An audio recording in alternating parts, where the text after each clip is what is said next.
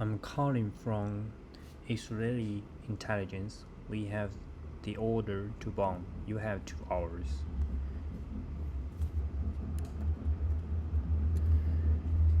By Alice Cardi. The call to Muhammad Shehin came at dawn. It was it was Thursday, 19 October at about 6:30, and Israel had been bombing Gaza for 12 days straight. He'd been in his third floor. He'd been in his third floor, three-bedroom flat in Adara, a middle-class area in the north of the Gaza Strip. Until now, it had been largely untouched by airstrikes. He'd heard a rising clamor outside. People were screaming, "You need to escape!" Somebody in the street shouted, "Because they will bomb the towers." As he left his building and crossed the road, looking for a safe place, his phone lit up. It was a call from a private number. "I'm speaking with you from Israeli intelligence," a man said down the line, according to Muhammad. That call would last more than an hour, and it would be the most terrifying call of his life. "We will bomb 3 towers." The voice addressed Muhammad by his full name and spoke in flawless Arabic. He told me he wanted to bomb 3 towers and ordered me to evacuate the surrounding area.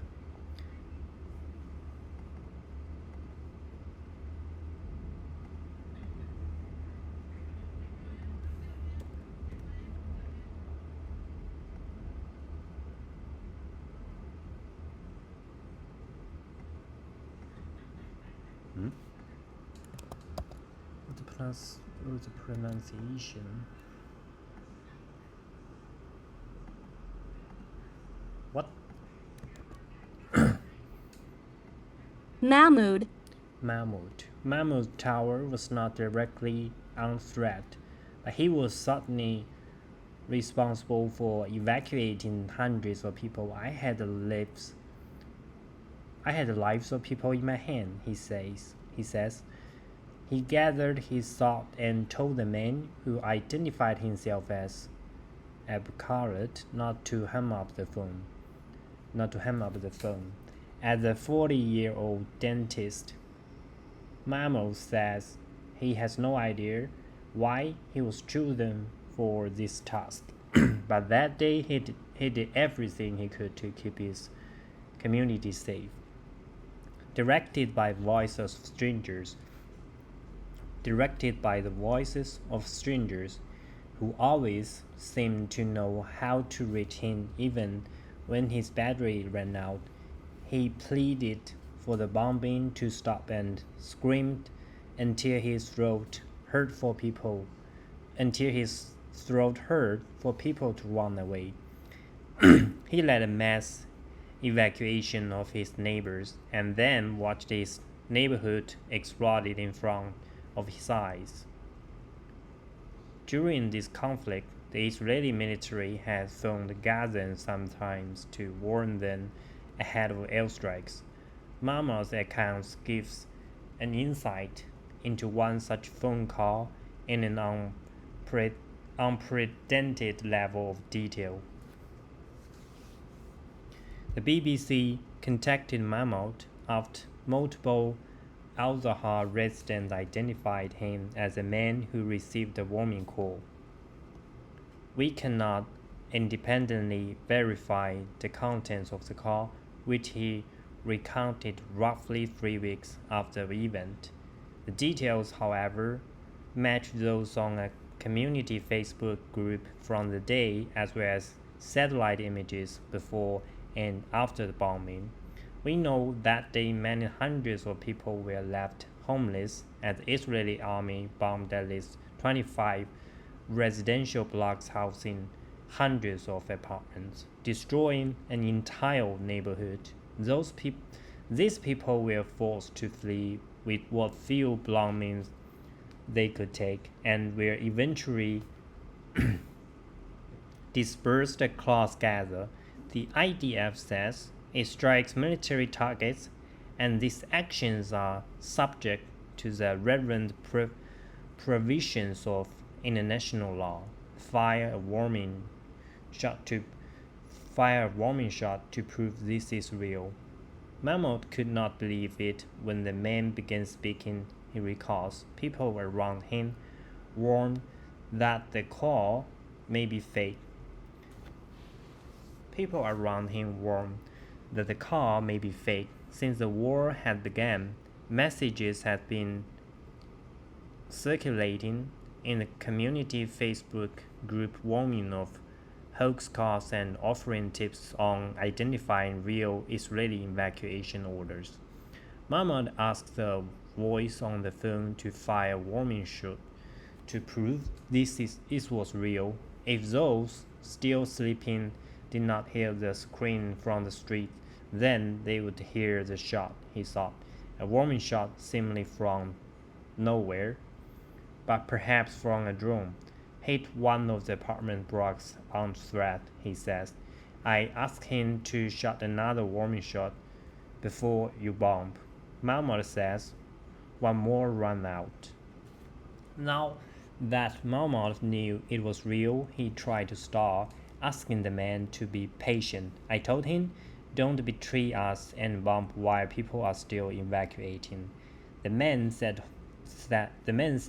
he would give Mahmoud time. He said he did not want anyone to die. The dentist recalls. Mahmoud responded that he didn't want anyone to even be injured. He kept the car going as he rushed around the neighborhood, urging people to evacuate. One neighbor remembered the dentist just shouting. Then others joined in. I didn't want to know that there is someone I could have saved, and I didn't, Mahmoud says. Hundreds of people poured into the street that morning. Residents of this usually peaceful city were screaming and running, some of them wearing their pajamas or prayer clothes. The area just north of the Wadi Gaza River, a point that Israel has been ordering civilians to move south of since the early days of the war, was made up of modern blocks of flats as well as shops, cafes, universities, schools, and parks. It was in these parks that people began to gather. Mahmoud could not understand why his neighborhood had become a target. I tried my best to stop him. I asked, why do you want to bomb? He said, there was something that we see that you don't see. The man did not explain what he meant. It is an order from people bigger than me and you, and we have an order to bomb, the voice added, according to Mahmoud. When the areas around the buildings were clear, the man informed Mahmoud that the bombing would begin.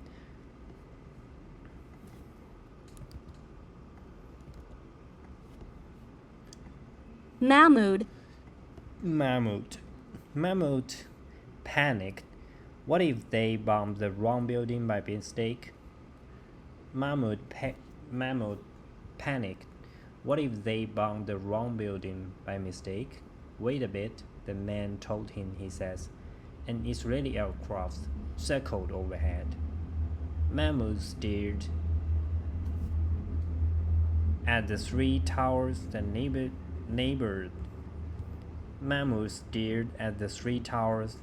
neighbored his own apartment block. Then one of them was bombed.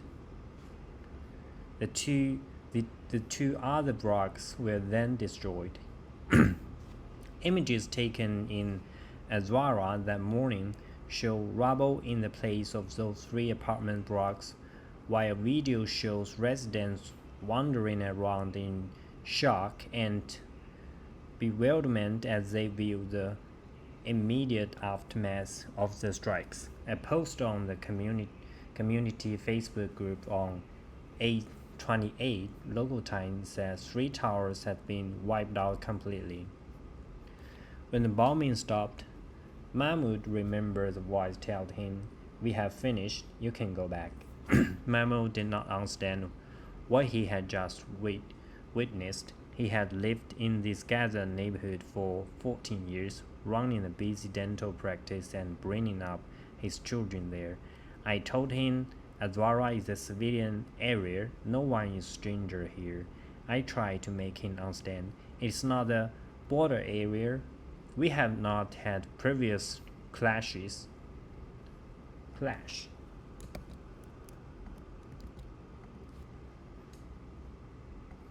Clashes. We have not had previous clashes. It was always an area outside of trouble, he says. A post that morning on the community Facebook group urged neighbors to offer baths, food, and water to those made homeless.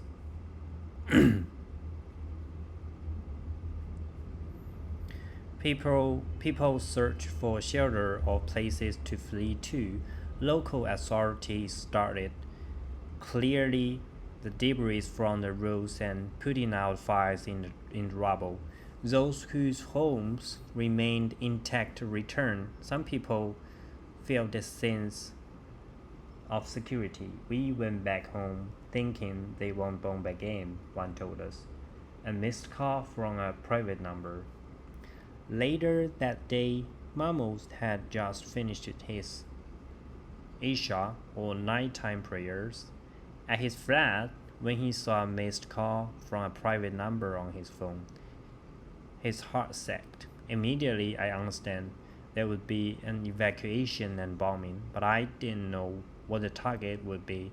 I thought it might be my home, it might be the home next to me, he says. His phone soon rang again. A different man was on the line. The voice said they had realized Mahmoud was a wise man of the event of that morning, which is why they were calling him again. The man introduced himself as Daud. Dowd.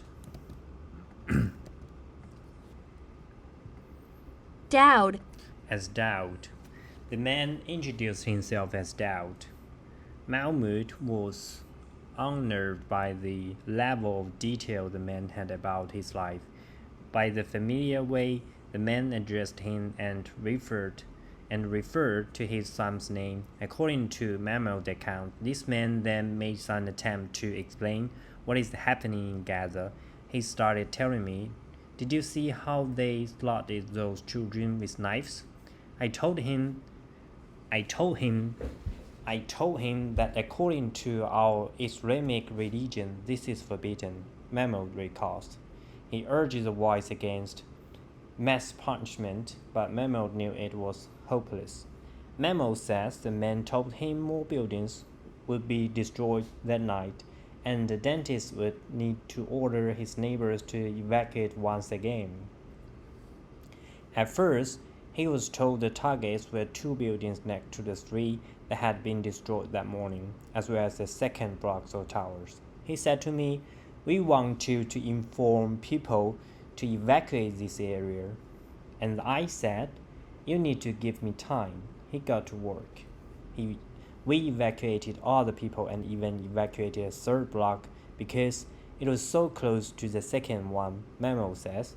At the point, Adra was largely in darkness. Residents say electricity had gone, and they were using phones and torches for light as they filled the street. Some had time to grab pre-packed bags as they left their homes, with items like spare clothing, water, phones, and first aid kits. Others did not. It was absolute horror. One resident, Abdullah Al-Khatib, says, "We didn't know where to go. We literally just ran out, taking nothing. Can see clearly, just evacuate." Another says by WhatsApp message, recalling the events of that night. I just focused on being safe with my family.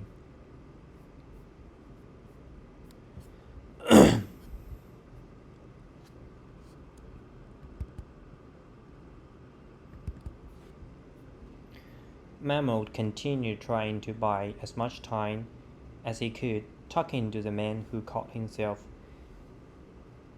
Daoud until everyone was clear of the area and had been able to get into their cars if they wanted to drive away.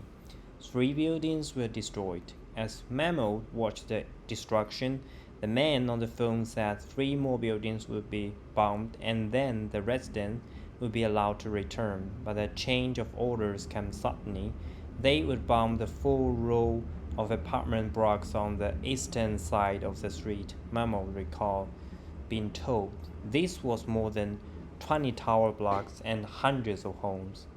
There were people we hadn't evacuated yet because there was no warning about those buildings. I told him, at least give us until morning.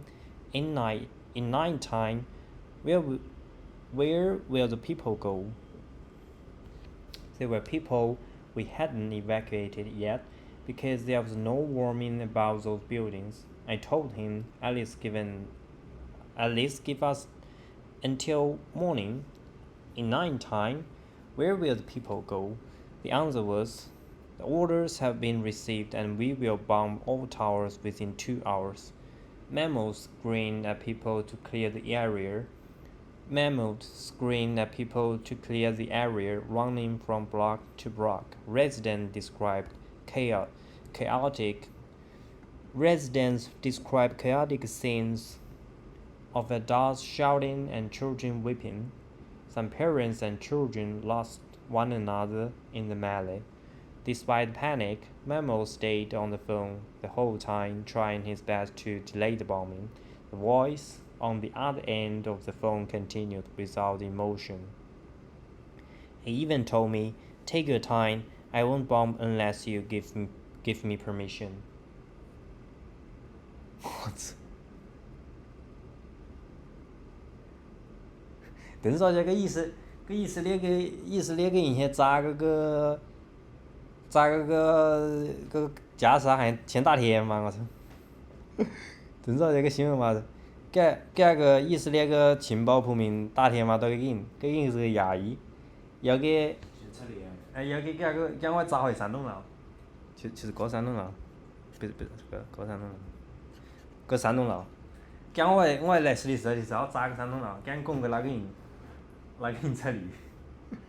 然后只要别人家给砸了个3栋楼之后，第二天又要砸，又打个电话到个人，讲我实地讲我2个小时我另外2个小时砸个20栋楼，好像22栋楼，给拱个那个人才离。只要几天嘛，亚裔给他时间不够，给他引起那个啊，给他嘛实地少砸，我就实地少砸。这是前面，还讲个大档我操！笑死我！这砸的真是整的，我操！搁旁边个我衣服子都没事。给有个屁！巴勒手上根本就不是一个国家，都是那种拿的你看给点火箭炮都是出资个，简陋得很。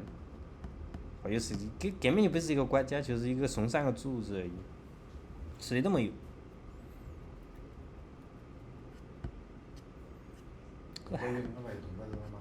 这还整的。东哥质量不行，数量多，有时候数量也有用。东哥好已经是10个 T 好已经，从数量上来玩。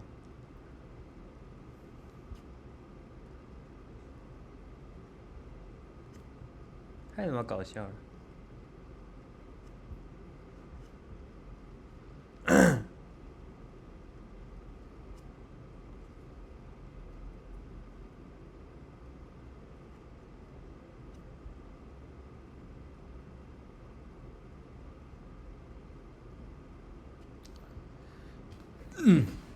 Mahmoud continued trying to buy as much time as he could, talking to the man who called himself Doubt until everyone was clear of the area and had been able to get into their cars if they wanted to drive away. He even told me, "Take your time, I won't bomb unless you give me permission." I said, "No, it's not my permission. I don't want you to bomb anything. If you want me to evacuate, I will evacuate for the safety of the people. But if you want to bomb, don't tell me you need my permission." It's not Memo Shahin who will bomb the Azara. An elderly disabled woman lived in the last block of apartment buildings. Mahmoud and those around him told locals to drive like crazy to reach her and get her out. He and others also worry about a local elderly care home, but the man on the phone said he just destroyed the residential buildings, according to Mahmoud.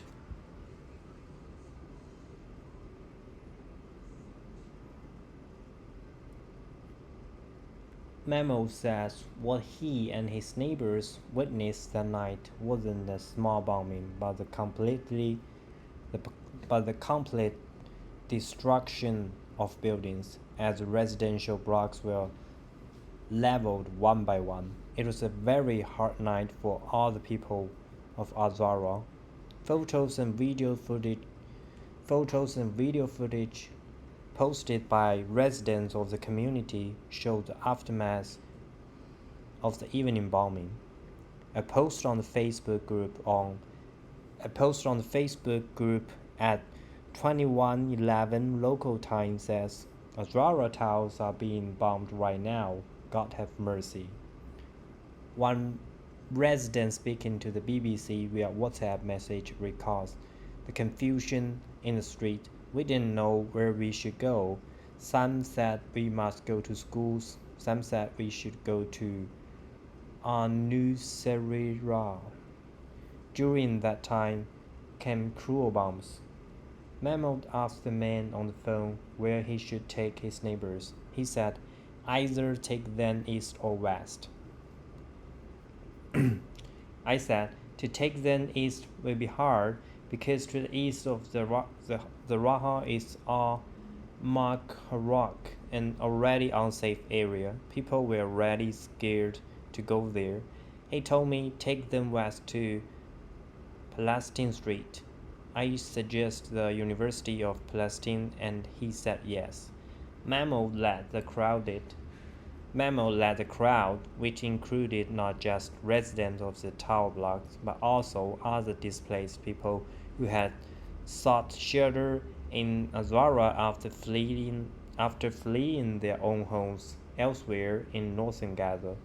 Other residents have confirmed that they went to the university, and the video posted on the Facebook group shows people walking and drinking in that direction and driving in that direction as the person behind the camera prays. Mahmoud hums up, but a neighbor's phone rings. Mahmoud says people waited at the university in fear, listening to the drumming of explosions outside. Frightened dogs in the street tried to find a spot to lie down between women and children. At one point, Mahmoud says a voice on the phone asked him how much battery he had left. He had 15%. They told him to hem up to preserve it, and that they would call back again. At one point, Memo said the voice on the phone asked him how much battery he had left. He had 15%. They told him to hem up to preserve it, and that they would call back again. Frequent calls followed. They would ring to tell me, "Now we will bomb another building. Now we will bomb another one." They said, "We will keep calling until we finish," Memo says. At one point, a neighbor's phone rang with a voice asking for Mahmoud Shahin. Mahmoud had been keeping his distance from his wife and 5 children all day, both because he was busy evacuating people and because he feared that his contact with Israeli intelligence made him a target. At the university, he checked they were okay and then left them again. The residents of Azara endured a sleepless night. The crowd looked to Mahmoud for updates and answers. They were saying, "Hey doctor, did they call you so we can go back? Did they tell you where we were hit?" Dawn broke a post on the community Facebook group at 8:53 local time that the bombing is still going on up to this moment. Videos shared overnight captured flashes of orange in night sky. Others shot in the morning show plumes of grey smoke rising with the sun over the city. Mahmoud and the man who caught in doubt kept speaking until the street went quiet. Then the cars abruptly stopped without any further instructions for the people of Azra. They didn't tell us to go back to our homes or to evacuate or leave the area, so people waited until noon. And then they started to move, Memo says. In the hours and days that followed, the community of Azra, like many in Gaza, disbanded. disbanded. Disbanded. Disbanded. Dismissed. Disbanded. Even for the people whose homes were still standing, there are no services left. There are no services left. Services left. The sewage system are damaged. Sewage 下得到吗 Sewage Sewage. Sewage systems are damaged. The sewage systems are damaged. 怎么读啊这个 Google Translate. The sewage systems are damaged. The sewage systems are damaged. Damaged. The sewage systems are damaged. There's no bakery. There's no supermarket. There's no water. No electricity, Memo says. Memo's rock was not destroyed, although it was severely damaged. It was severely damaged. The neighborhood where he built up his dental practice over 15 years and because a linchpin of the community is now gone, there is nothing left for him in Nashua. He has taken his family to another region of Gaza where he is staying in a friend's home that is crowded with people. I don't think about my clinic or my house. I just pray that I survive and stay alive, he says. Material things are nothing.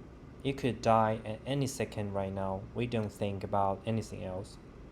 Israel is known to have warned Gazans by calling them, texting them, and dropping leaflets before bombing, but in some cases, civilians say they have not been warned ahead of time. The IDF told BBC that a part of his mission to dismantle the Hamas terrorist organization, it has been targeting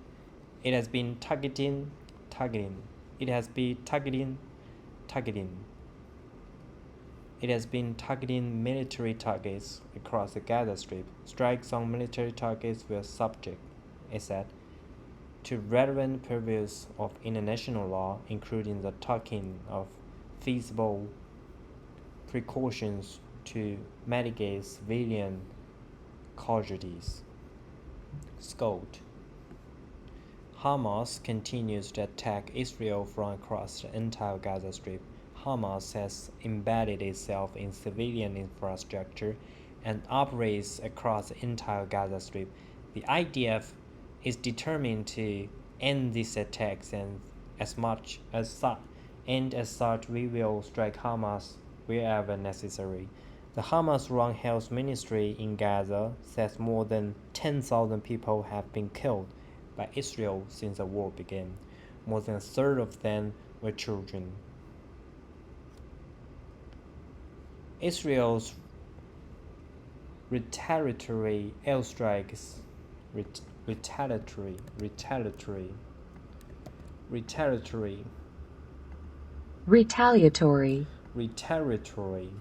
Israel's retaliatory airstrikes in Gaza followed Hamas gunmen ramping into Israel on October 7, killing 1,400 people, including men, women, and children, and taking hundreds of other hostages. Thanks to Mahmoud's efforts, it is believed that none of his neighbors died that day, but his account reveals the panic and anguish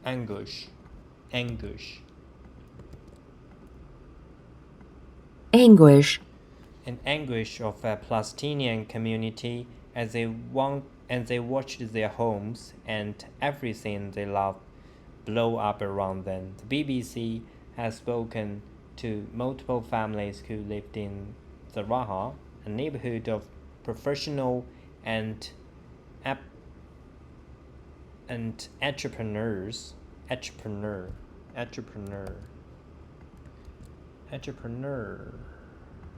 entrepreneurs.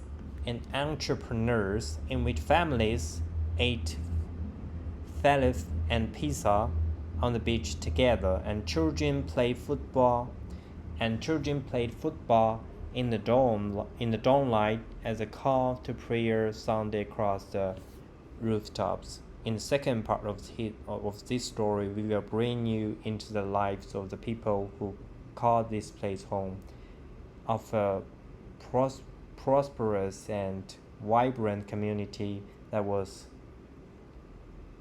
eradicated overnight. Additional reporting.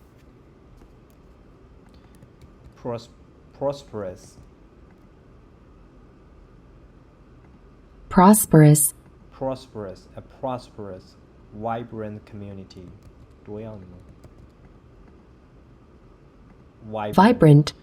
Of a prosperous and vibrant community that was eradicated overnight. Eradicated.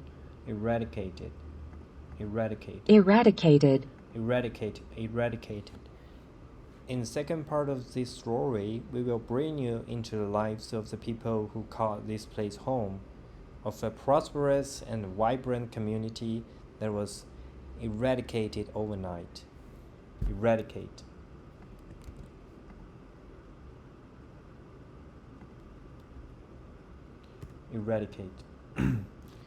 Genocide.